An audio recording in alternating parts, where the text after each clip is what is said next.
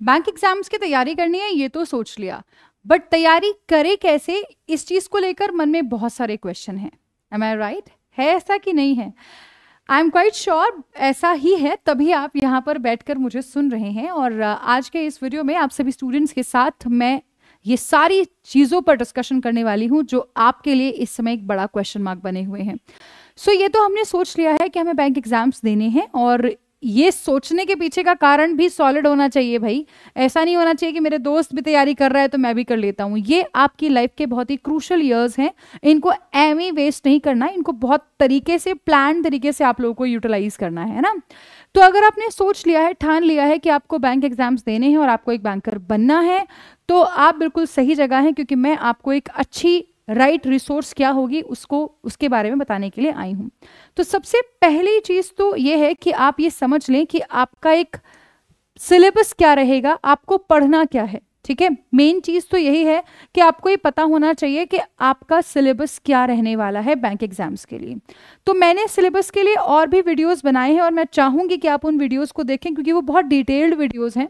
तो सबसे पहले तो आपको ये पता करना है कि आपका सिलेबस क्या है। जैसे कि आपको क्वांट्स पढ़ना है, रीजनिंग पढ़नी है, इंग्लिश पढ़नी है, और फिर जब मेंस की बारी आती है तो मेंस में आपको जीए भी पढ़ना है।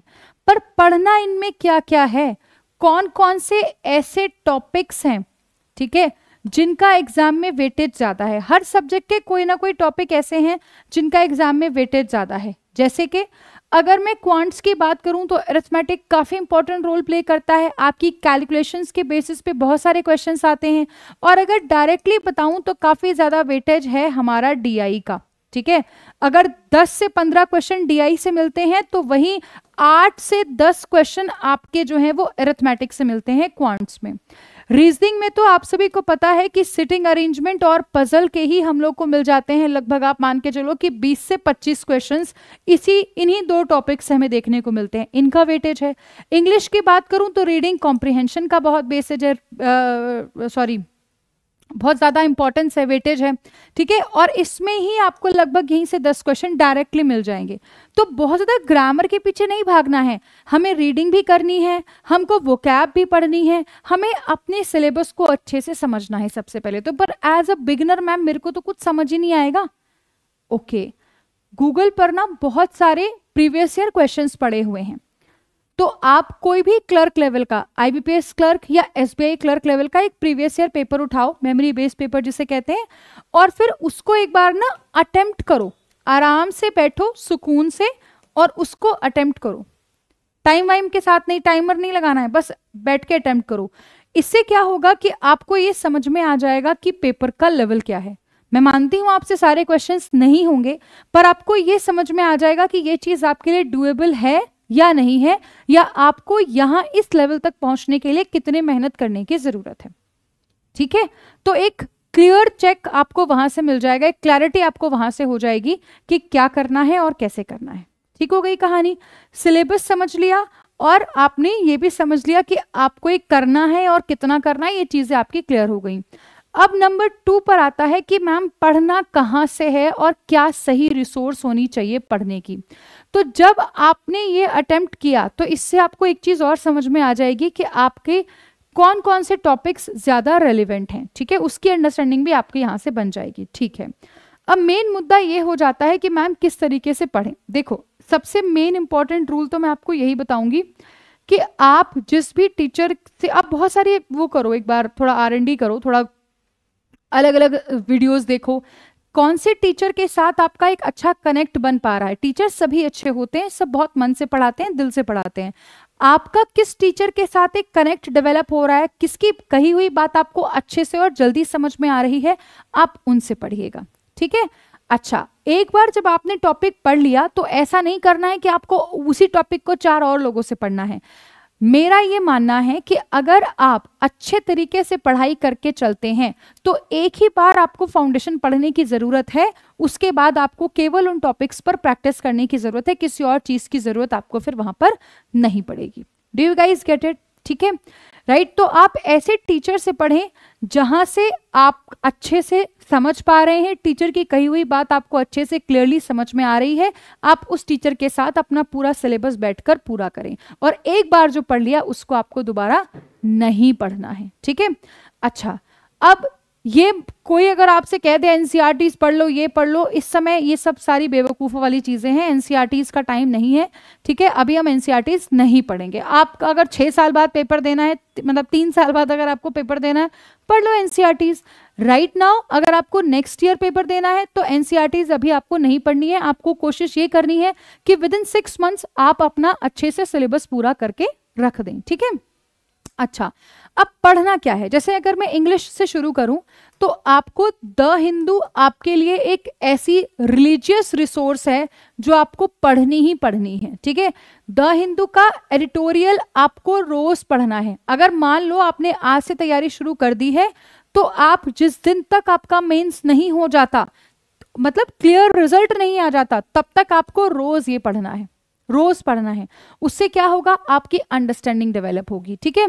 ऐसे ही आपको वोकैबुलरी रोज पढ़नी है। अगर आप लोग रोज द हिंदू पढ़ रहे हैं तो वोकैबुलरी साइड बाय साइड तैयार हो जाएगी, राइट। पर अगर आप नहीं पढ़ रहे हो तो फिर आपको एग्जाम रेलिवेंट वर्ड्स जो हैं वो रेगुलर बेसिस पर पढ़ने हैं, जिसको आप स्किप नहीं कर सकते, ठीक है। ग्रामर को एक बार पढ़ना है, सारे टॉपिक्स पढ़ने हैं, noun, pronoun, adjective, adverb, preposition, conjunction, tense, direct, indirect, ठीक है, आर्टिकल, ये सारा सब कुछ आपको अच्छे से पढ़ना है, समझ के पढ़ना है। भले ही चाहे टाइम लेके पढ़ लो, पर पढ़ना अच्छे से है, इसमें कंजूसी आपको बिल्कुल नहीं करनी, ठीक है। और फिर जब एक बार चीजें हो जाएं तो आप ना प्रीवियस ईयर क्वेश्चंस की कोई बुक उठाओ, ठीक है, राइट, और टॉपिक वाइज क्वेश्चंस की कोई बुक उठाओ और फिर बस लग जाओ तैयारी करने, प्रैक्टिस ही करनी है। हमेशा इस बात को दिमाग में रखना है एज एन एस्पिरेंट कि एक बार जब आपका सिलेबस पूरा हो जाएगा तो एकमात्र चीज जो आपके काम आएगी वो है आपकी प्रैक्टिस।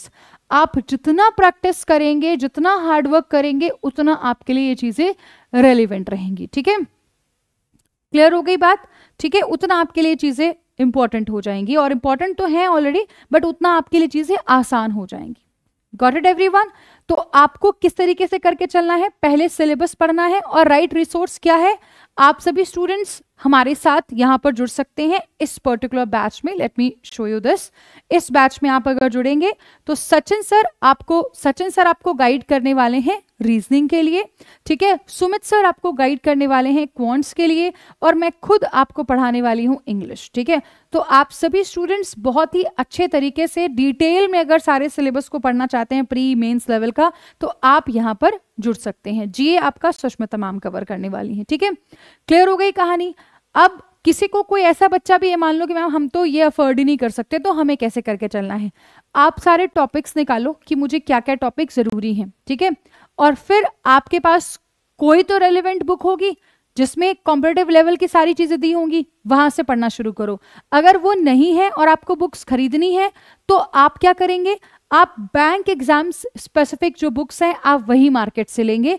अदरवाइज आप YouTube से भी देखकर कवर कर सकते हैं सिलेबस को, बट YouTube पर बहुत भीड़ है तो आपके डिस्ट्रैक्ट होने के चांसेस बहुत बढ़ जाएंगे। तो मैं आप लोगों को जो ये नहीं लेना चाहते हैं, नहीं ले सकते हैं, उन लोगों के लिए मैं ये बोलना चाहूंगी कि आप सीधा क्या करो, आप कोई एक बुक ले लो जो बैंक एक स्पेसिफिक हो, थोड़ा गूगल करो, थोड़ा समझो चीज़ों को, और जो बैंक स्पेसिफिक बुक है जो आपको लग रहा है कि ये बेस्ट है, उस किताब को पहले लगभग 2 से 3 बार प्रैक्टिस करो, उसके बाद आप यूट्यूब पर आना, ठीक है। नहीं तो यूट्यूब पे हम क्या करते हैं, बिखर जाते हैं, इधर उधर हो जाते हैं, ठीक है। और अगर यूट्यूब पे दिल लग गया है पढ़ने का तो फिर जहां पढ़ रहे हो वहां पढ़ते रहना, और 4-5 जगह जाकर डिस्ट्रैक्ट मत होना, ठीक है, राइट। एक बार डिस्ट्रैक्ट हो, इत्मीनान से अच्छे से खूब ढूंढो क्या पढ़ना है, कहाँ से पढ़ना है, किससे पढ़ना है, फिर एक बार जब स्टिक हो गए तो फिर आप उन्हीं टीचर से पढ़ें जिनसे आपका दिल लग रहा है पढ़ने में, ठीक है।